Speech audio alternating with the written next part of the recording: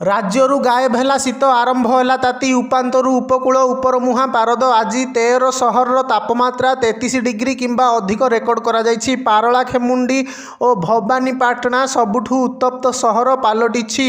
उभय सहरर दिनर सर्वोच्च तापमात्रा 35 degree record करा जायछि। टिटलागढ़ एवं मालकानगिरी रे 34.5 डिग्री तापमात्रा रेकर्ड करा जायछि। सेहिपरि आज राजधानी भुवनेश्वर रे 34.4 डिग्री एवं कटक रे 33 डिग्री सर्वोच्च दिन तापमात्रा रेकर्ड होइछि। उपकूल ओडिशा रे स्वाभाविक ठारू 2 ରୁ 5 डिग्री बढ़िछि। पारद आभ्यंतरीण ओडिशा रे स्वाभाविक ठारू 3 ରୁ 7 डिग्री पर्यंत बढ़िछि ताती।